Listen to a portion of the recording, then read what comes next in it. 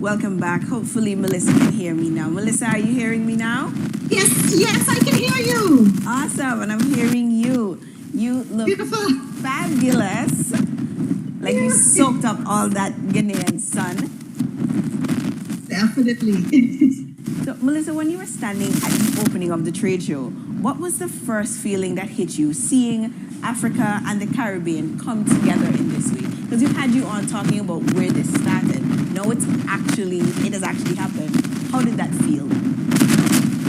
I was so grateful that for hundreds of years, we've been trying to get this done, and that the timing was finally right. And we had the perfect grouping of people to make it happen. I felt as if it was a door and a gateway opening for everyone. And it was a total sense of joy. And it was also a sense of caution, because it was very important that we protect what was happening, to make sure that any obstacles or any type of resistance that came up, we were able to defeat it and make sure that we protected what was trying to be birthed. And the theme was one culture, one market, unlimited potential. It was such a bold theme. How did you come up with that, and what does it mean to you? Well, we actually, the weekend before the event, we had a final dinner with all of the team. And we were trying to come up with what is the phrase that actually encapsulates what we're trying to do. And that was just it. We tried a lot of different themes, and this one was it. Because we are one market. We are one culture. Because even though we have differences, there are still things that you can see how we inherited these things through our DNA.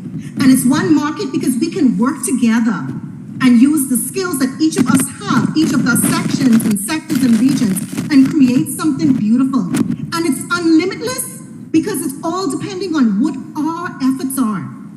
Are we really dedicated to getting it done? No one can stop us. We don't have to ask permission to be excellent. We don't have to ask permission to do this.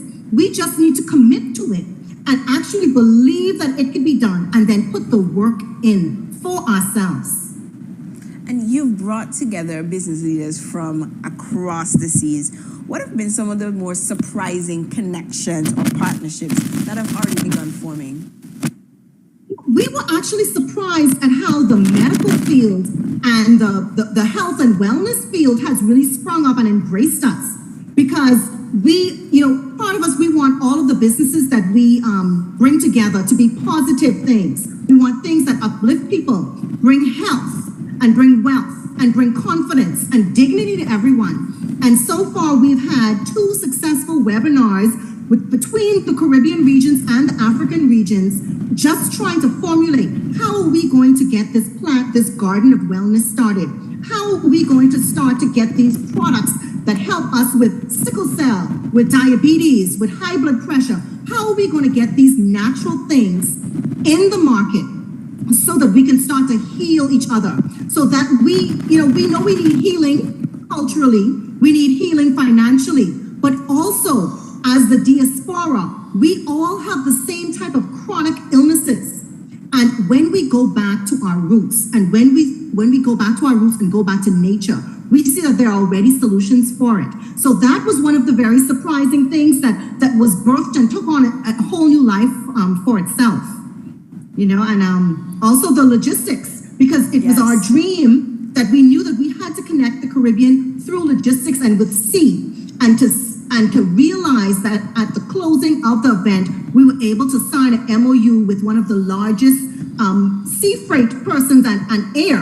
And they have committed to helping the Caribbean and Africa to close this gap so that we can now ship among ourselves. We don't have to go all the way to Europe and back down to the Caribbean. We don't have to go all the way to the US and back down to the Caribbean. We can work together, invest in each other in order to create what we need.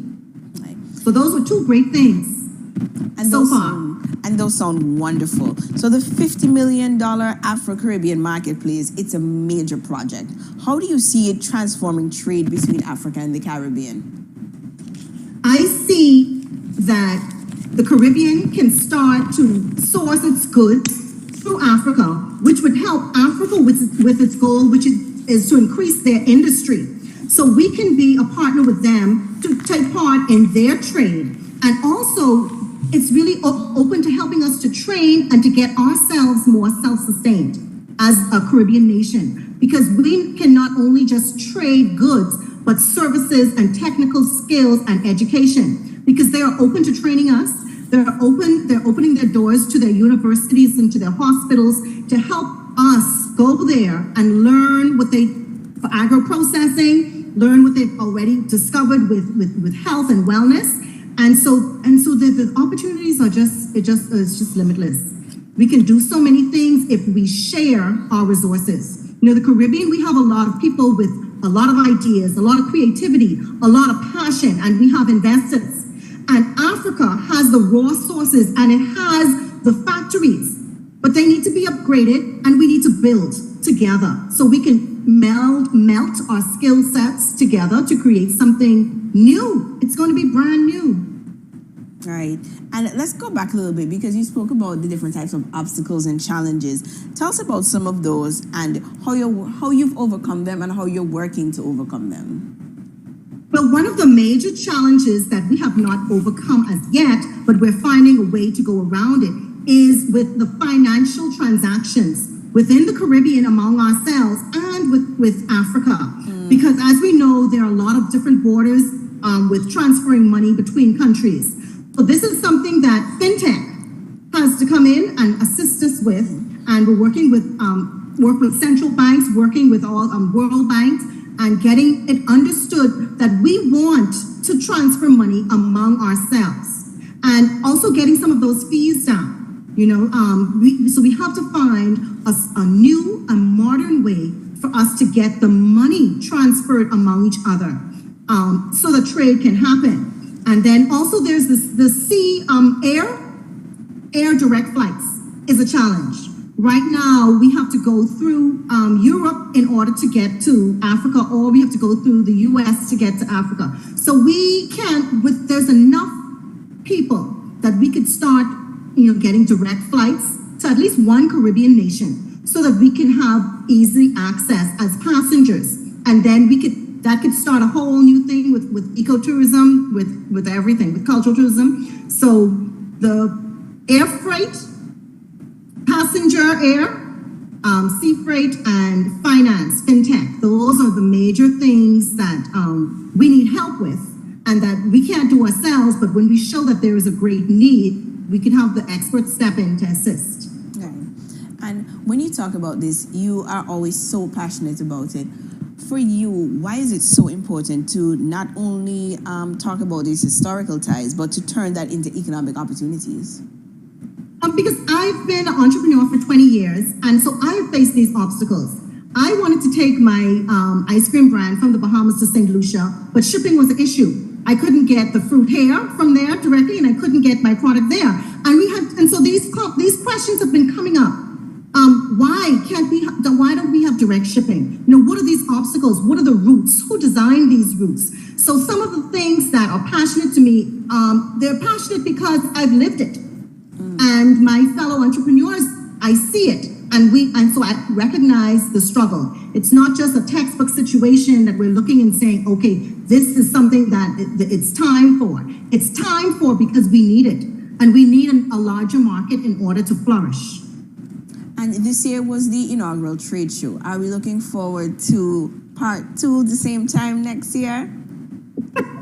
Yes, we are looking at part 2, but we don't know exactly how it's going to work, because we would love to have the trade show on the Caribbean side, because it was a challenge for our SMEs to get to travel to go to Ghana. Right. So we would like to reverse it maybe next year and have Ghana bring their things to the Caribbean, so that the Caribbean can then embrace them in a trade show. So we haven't decided yet, but this is something that will be repeated and it will be refined.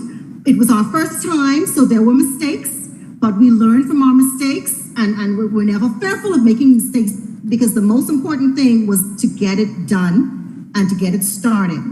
And so we're looking forward to so many more interactions with the Caribbean and with Africa as a whole. At first, it started with the Caribbean and Ghana, but it's Africa as a whole. Yes, because you know I'm not missing the next one, right? We haven't seen each other in person since Saudi Arabia, so I have to make sure that I don't miss the next one.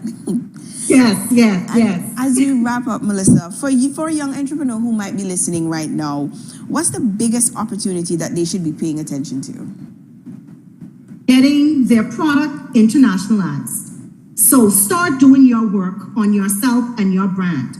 Get your personal brand out there, get your business brand out there. Do the homework that you need to do. Explore your local market and conquer your local market first, and then start working on internationalizing your product. So do the research and find out, how does my product translate in other markets, in the African market, in the EU market, international markets.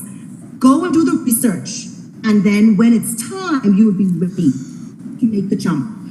Excellent. Thank you so much for being with us this morning, Melissa, and congratulations once again. I saw the pictures, the videos. I mean, it looked amazing, and looking forward to what else is going to be coming from you and your team. Okay, thank you so much. Thank you so much for having us. Have a beautiful day. Of course, same to you. That was Melissa Darville, founder of the Africa Caribbean Cooperative and CEO of Shiver Caribbean, straight out of the Bahamas, giving us a glimpse into the future of Africa Caribbean trade and connecting from the first ever Africa Caribbean Business Trade Show that happened in Ghana this week. Stay with us. There's more Antigua Barbuda Today when we return.